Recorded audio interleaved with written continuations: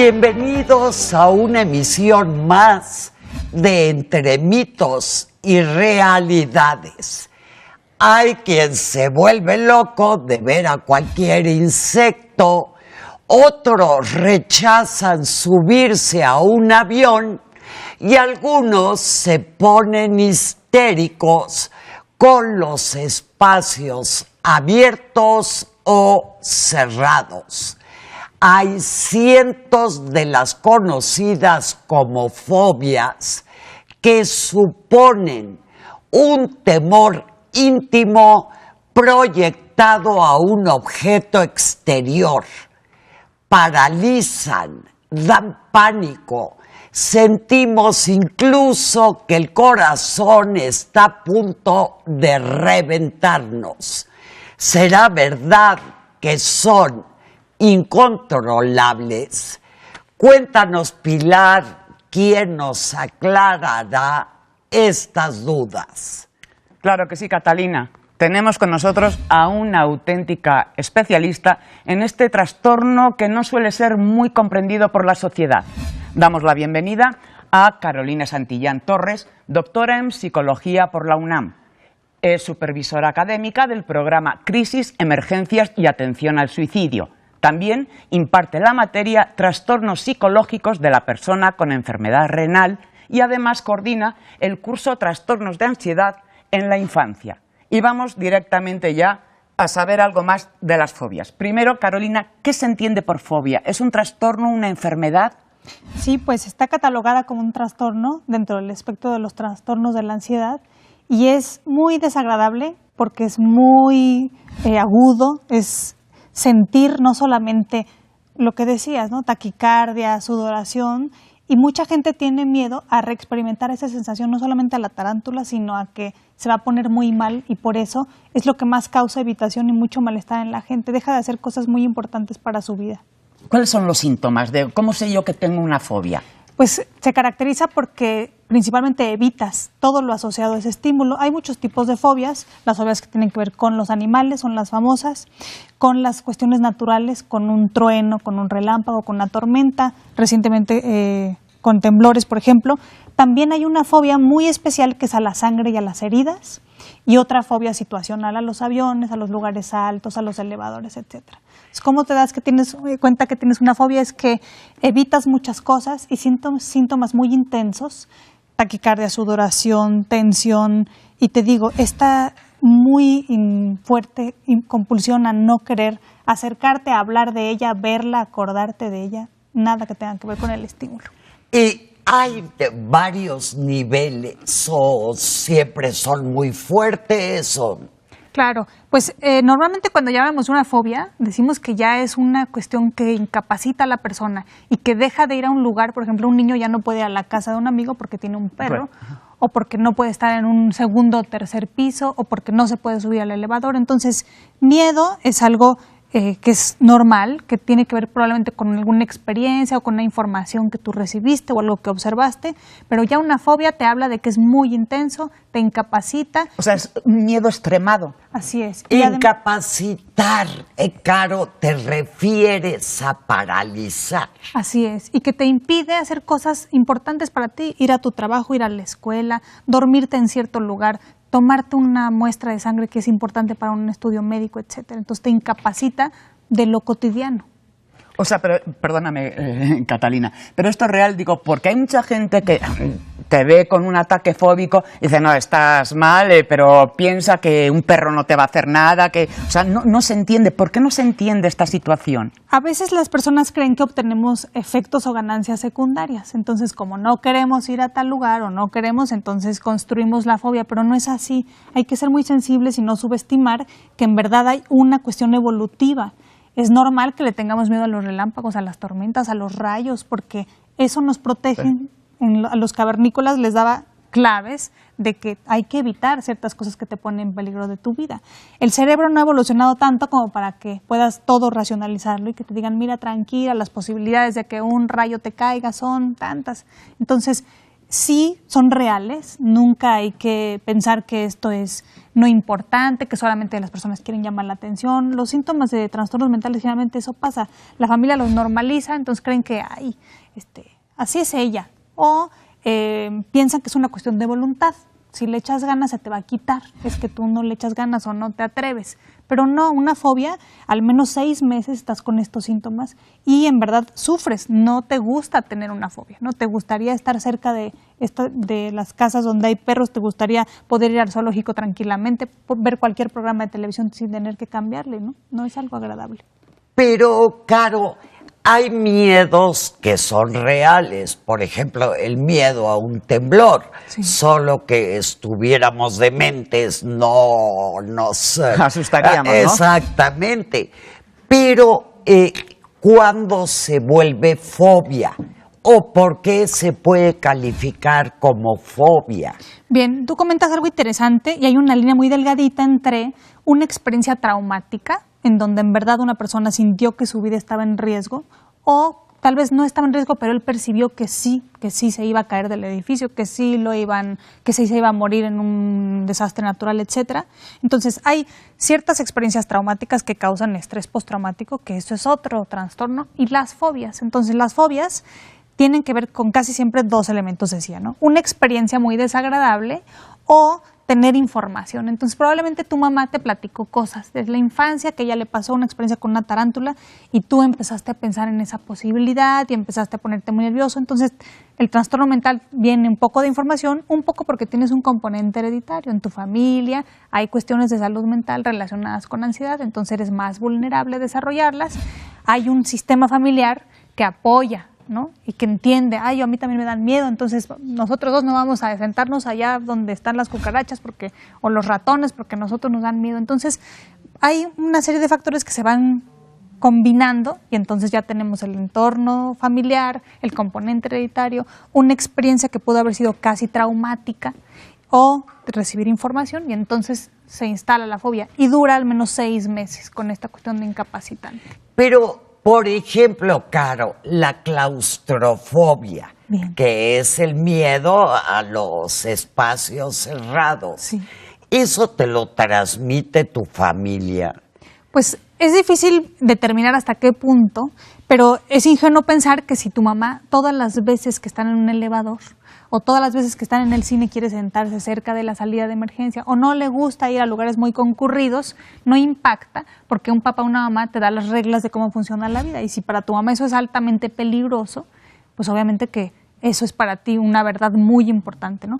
Y te digo, tiene un componente evolutivo porque no es muy agradable estar en una cueva muy encerrado porque te falta el aire, porque hace mucho calor, pues porque de pronto los elevadores fallan. Entonces sí tiene un componente evolutivo porque estar encerrado es peligroso, pero también hay otra fobia, la opuesta, ¿no? La agorafobia, este miedo a los lugares muy abiertos, esta ¿no? sensación Sí. de pérdida de control. Entonces, Eso es porque, por pérdida de miedo a perder el control. así es. Y como esta sensación que algunas personas tienen de lugares muy altos, que como que sienten que los jala el vacío, como que qué tal que se tropiezan. Entonces, existen los 2 espectros, ¿no? El que está muy controlado en el espacio cerrado y el que está demasiado abierto. Carolina, pero en lo que estabas diciendo, por ejemplo, hay personas que tienen fobias y que ellas saben racionalmente que ese miedo no tendrían por qué tenerlo. O sea, saben que el avión es el método más seguro de transporte y demás. Sin embargo, siguen teniendo esa fobia que las incapacita para tomar un vuelo.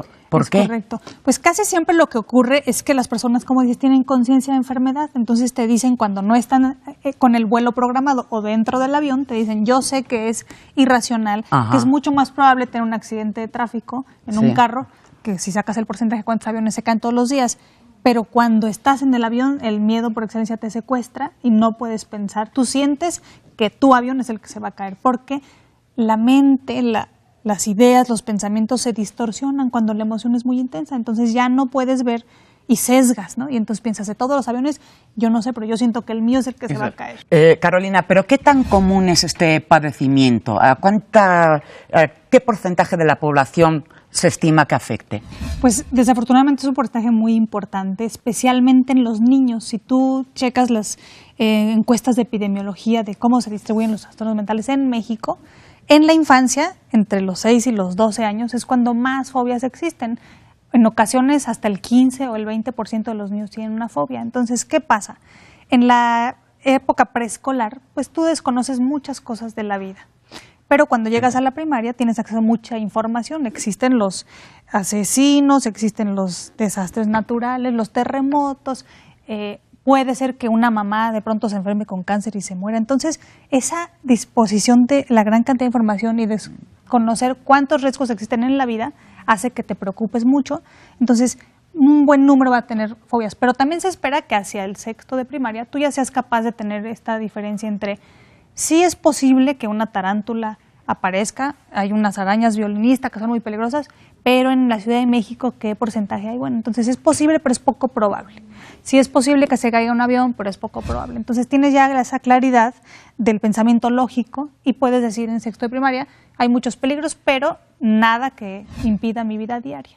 Entonces un pequeño grupo, casi la mitad del 7-8%, permanece con estos miedos muy intensos, incapacitantes y que pueden persistir a lo largo de la vida.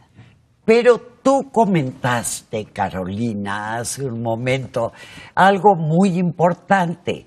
Decías, es que la persona siente la fobia porque siente que no tiene control sobre la situación. Sí.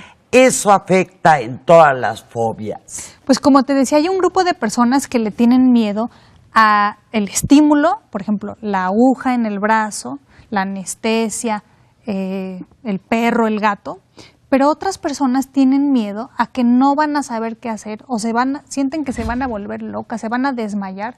Por ejemplo, esta fobia de la sangre y las heridas es la única que tiene una respuesta muy interesante, porque se te sube la presión y de inmediato se te baja y por eso hay gente que se desmaya de ver una aguja o de ver sangre. Entonces, no le tienen tanto miedo al dolor porque saben que no duele mucho la aguja. Lo que es muy desagradable es esta sensación de que te mareas y de desmayarse, pues no es nada agradable. Y que pierdes el control y que puedes de pronto despertarte y no saber qué fue de ti, ¿no? Entonces, hay personas, no todas, que tienen esta preocupación de que van a perder el control. Como en los aviones. Sí. Pero bueno, vamos a una pequeñísima pausa y regresamos.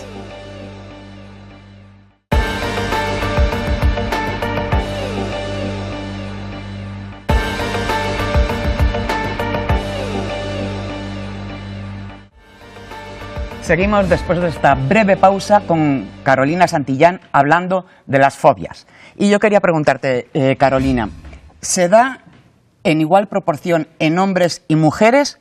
Y la otra pregunta es, ¿podemos tener fobia a cualquier cosa? Bien. Sobre el tema del género es interesante porque cuando van a encuestar a las familias mexicanas en particular, en general los hombres tienen un mandato de que tienen que ser fuertes, de que ellos siempre están bien. Entonces, los datos para fobias, depresión y cualquier otro trastorno mental, en general, siempre los hombres en México salen bajos. Pero cuando preguntas consumo de sustancias, salen altísimos. Entonces hay que ser cuidadosos porque parece ser que las mujeres somos muy vulnerables a todo, estamos más deprimidas, estamos más ansiosas, pero lo que pasa es que un hombre no puede decir me dan miedo las cucarachas o me dan miedo los ratones, ¿qué se pensaría de un hombre macho mexicano, ¿no? Entonces, esto es un gran problema porque los hombres entonces no se acercan a pedir ayuda porque la pasan muy mal y recurren al alcohol para tolerar los síntomas. Por ejemplo, la fobia social. Entonces, un hombre que quiere conocer a otra chica o conocer a un chico y enamorarlo o enamorarla, tiene que usar el alcohol porque le tiene fobia a la interacción, ¿no? Y no va a pedir ayuda porque está muy mal visto que un hombre tiene que ser galante, tiene que ser muy extrovertido. Entonces, pero sí, las cifras dicen que las mujeres tenemos más fobias, pero yo creo que especialmente las fobias se caracterizan... Sí, por el sesgo ese, ¿no? Sí. ¿Y sí podemos tener fobia a cualquier cosa? En Internet hay muchas cosas y hay que ser cuidadosos. La academia diría, solo existen las fobias a la sangre, a las cuestiones de animales, a los desastres naturales y a cuestiones del medio ambiente, te decía, terremotos, desastres, relámpagos. Hay en Internet que a los payasos, que a las mariposas, entonces hay que ser cuidadosos porque no a todo lo tenemos fobia, porque tiene un antecedente evolutivo. Si eso en un inicio representaba un peligro para la especie humana, entonces probablemente sí, pero las mesas, los payasos, las lámparas no entran en esa categoría. Pero, Carolina, acabas de decir algo muy interesante. Fobia a la interacción social. Yo creo que casi nadie sabe que eso puede ser una fobia. Claro, y es muy importante hablar de eso porque, mira, Catalina, lo que ocurre en México es que en los jóvenes, especialmente los adolescentes, el trastorno mental más frecuente es la fobia social. Entonces, se espera que tú en la secundaria es cuando más amigos y fiestas tengas. Y te decía, no es que él sea tímido y no le gusten las fiestas, ¿no? Al joven le encantaría estar platicando contigo, estar platicando con otros amigos, tener a todos los de la prepa que te inviten a muchos lados, pero el pensar en que yo voy a hablar contigo me pone muy nerviosa, me pongo a temblar, tartamudeo, me da miedo que me veas sudando, que te des cuenta que estoy muy nervioso. Entonces, lo que yo hago es que ya no participo en el salón, que ya no platico, no hago trabajos en equipo. Se podría equiparar a timidez profunda, o sea, una timidez muy grande. Sí, podremos hablar de timidez, pero ya estamos hablando de algo que te incapacita, que te hace sufrir. Por eso ya es categoría fobia, es muy intenso y es muy importante también entender que entonces si el joven no puede hacer toda esta cuestión social, que es muy importante en la adolescencia, empieza a generar síntomas de depresión. Y es de mucho riesgo que se combinen la fobia social con la depresión, porque sabemos que en los jóvenes un problema muy importante es la ideación de las conductas asociadas al suicidio. Entonces hay que estar muy atentos a esa población. Eso te iba a comentar, la cuestión del suicidio cuando hay este problema de depresión tan grande, ¿verdad? Así es. Pero entonces, Carolina, ¿qué hacer? ¿Tienen tratamiento? ¿Hay cura para las fobias? ¿Se controlan solamente? Normalmente hay que esperar a que pasen estos 6 meses de que haya una cuestión de incapacidad y O sea, no acudir luego al primer susto que se pega a alguien, ¿no? Vale. Sobre todo si tenemos muy claro que acaba de vivir un evento difícil, entonces tiene un tiempo normal para lograr recuperarse. Pero si pasan 6 meses y la conducta persiste y es incapacitante, entonces la Sociedad Mexicana de Psicología, el Instituto Nacional de Psiquiatría y la American Psychological Association dicen, no todas las psicoterapias funcionan igual. Y tienen guías para decir, para las fobias lo que más funciona son 2 tipos de psicoterapias, la terapia de exposición y un tipo de psicoterapia que se llama psicoterapia cognitivo-conductual. Entonces, ¿qué es la terapia de exposición? Pues solamente lo puede hacer un experto y es lo que hacemos de manera natural, pero ya cuando ocurre una fobia nos acompaña un especialista. O sea, me pones las arañas, si yo tengo fobia a las arañas, ¿me rodeas de arañas? ¿Me da un infarto? En los 70s ¿no? Eso hacían, que se llamaba una cuestión de implosión, que te metían a un cuarto lleno de perros y se dice que eso no es ético, ¿no? Entonces ahora lo que se hace es que te exponen poco a poco, pero tiene que tener una metodología, ¿no? Tienes que ir a una sesión una vez por semana, al menos 10 sesiones, y tienes que ir graduando la exposición. Primero te puedo traer una araña en un dibujo, luego en una película, luego te puedo traer una de peluche, y tengo que realmente traerte la araña, que es lo que dispara el miedo, y mantenerte al menos 45 minutos frente al estímulo para lograr que la ansiedad vaya bajando poco a poco y exponerte muchas veces. Es ingenuo pensar que nada más vamos a resolver el asunto de la fobia. Puede ser que resolvamos también un asunto de inseguridad, de poca confianza en tus habilidades para enfrentar cosas en la vida y que la fobia retrata una problemática más amplia, ¿no?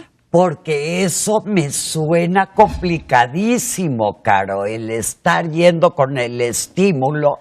Digo, porque, por ejemplo, en el caso del que tiene miedo de volar, Claro. pues imagínate. Sí, es complicado. No puedes exponer a todas las personas a todo, porque instrumentar eso es difícil.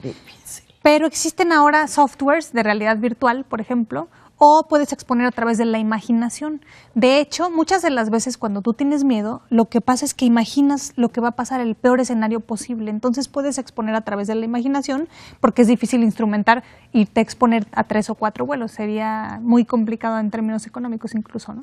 Claro. Y este tratamiento, el que dices de exposición a lo que supuestamente tienes fobia, ¿es internacionalmente reconocido? ¿No hay ningún otro mecanismo para solventar este problema? Porque hay mucha gente también que recurre, ¿no?, a ansiolíticos, sí, o a pastillas. sí. Claro. No, pero sí hablaste de dos formas, Ajá. ¿no? Es correcto. Y la segunda, Entonces, Caro. uno se llama terapia de exposición y otro se llama terapia cognitivo-conductual, qué es una terapia que, si bien es cierto, no realiza esas actividades de exposición, sí empieza a trabajar con estos pensamientos distorsionados y es más bien un entrenamiento en habilidades, más que una cuestión de desahogo. Entonces es empezar a identificar cómo la ansiedad quiere siempre salvarte la vida, pero a veces exagera y siempre está haciendo y se basa en la incertidumbre y entonces ¿y qué tal que ahora que voy a ir al programa va a haber una tormenta muy fuerte, o qué tal que va a estar en un 6º piso y yo no voy a poder estar ahí, qué tal que me siento mal, etcétera? Entonces,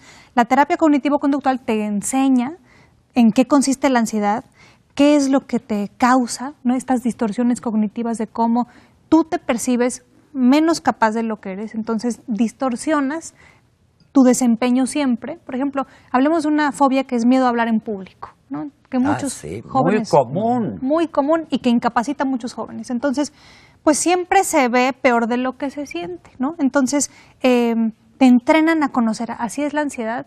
Tú, si te enfocas al contenido de tu clase y te olvidas de los síntomas, se te va a pasar en 15 minutos. Pero si tú permites que mientras estás platicando estés pensando, ya estoy sudando, ya estoy tartamudeando, ya me estoy equivocando, todo el mundo me está viendo, se están aburriendo, y me empiezo a concentrar en el síntoma y en la reacción de los otros, ya no voy a exponer bien. Entonces entrenas a este ejercicio atencional que tiene la ansiedad, ¿no?, que es concentrarte en el síntoma, en el peor escenario, y habilidades para irte poco a poco entrenando y superar, ¿no?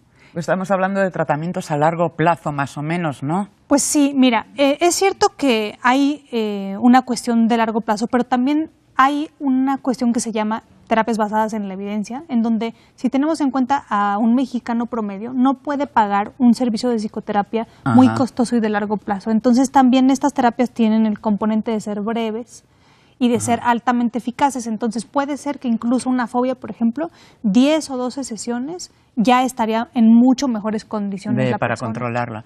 ¿Y qué hacemos en un momento concreto? Estás viendo a un niño o a una persona, a una mujer, a un hombre que está teniendo un ataque fóbico en ese instante. ¿Cómo podemos ayudar? Ya sea a los perros o ya sea que esté en el avión y le está dando... ¿Qué? ¿Cómo reaccionar? Pues casi siempre se hace un algo parecido a una intervención en crisis. Es muy importante que te presentes, que no lo toques, porque puede ser que se ponga más ansioso ante el contacto, pero sí que intentes que te mire a los ojos. Y si eres un profesional de la salud o conoces del tema, se vale decir: Pilar, soy Carolina, conozco de estos temas, soy psicóloga, o tengo conocimiento sobre primeros auxilios psicológicos, o lo que tú sepas. Me imagino que te estás sintiendo muy mal. Si tú ves síntomas muy intensos, por ejemplo, incluso un ataque de pánico en donde puedes sentir que se parece que te un estás infarto, muriendo. O sea, es quien lo está padeciendo siente que se está muriendo. Entonces, lo primero que tienes que hacer ahí es referirle. La respiración es lo primero que cambia, y la respiración misma, tan agitada y tan rápida, hace que te sientas mal, que te marees, que sientas cosquilleo, que sientas cambios en la temperatura. Entonces, con que pongas tus manos sobre tu boca y tu nariz, empiezas a reciclar el aire. Lo que vemos en las películas de la bolsa de papel donde están respirando. Es correcto. O sea, eso funciona. Eso funciona durante 2 minutos y calma el síntoma inmediato, ¿no? Y decirle estas cosas que quizá él no se puede decir: estoy contigo, esto ya vamos a aterrizar o va a tardar un poquito, acuérdate que la ansiedad siempre te confunde, tú sientes que se va a caer el avión, pero estamos todos seguros, el personal está capacitado, no estás solo. Entonces, ser muy empático, ser sensible, no regañarlo, no avergonzarnos, no asustarlo. Nada de pegarle 2 cachetadas como en un ataque de histeria, ¿no? Claro, nada de eso, ¿no? Y Caro, son contagiosas. Bueno, en algunas otras circunstancias hay un efecto de contagio. Entonces, claro que si estás en un estadio y está pasando algo difícil, ¿no?, y tú ya traes ese rasgo, pues claro que luchas por tu vida, porque la ansiedad tiene ese encanto que te intenta proteger de que mueras, de que te pongas en peligro. Sin embargo, si lo tuyo no es el miedo a los ratones, difícilmente se te va a contagiar, porque tú más bien intentarás decirle: bueno, si ya se subió ya a la mesa, entonces yo resuelvo el asunto del ratón. Son contagiosas más bien en la línea de hereditarias, la crianza y fomentar esa información distorsionada de que los ratones son muy peligrosos y que podrían estar en riesgo, pues sí, no te impacta, pero más bien por el asunto de la información y la transmisión de la información, pero no tienen este efecto de contagio que tendrían otras conductas. Se suele decir también, o hay mucha gente que piensa que las personas que padecen este tipo de trastornos son personas inseguras, débiles, no tan inteligentes, no tan preparadas. ¿Esto es cierto o es un mito? Hay que ser muy cuidadosos porque generalmente los trastornos mentales generan actitudes negativas, tanto por parte de los profesionales. Sí, lo que decíamos antes del rechazo, ¿no? Sí, e incluso personal médico, personal de enfermería, de optometría, profesionales de la salud que desconocen los trastornos mentales, muchas de las veces desafortunadamente tienen actitudes negativas y siguen esta línea de ideas de el paciente de la cama 4 nada más viene a urgencias cada mes, pero para llamar la atención, a ver quién lo atiende.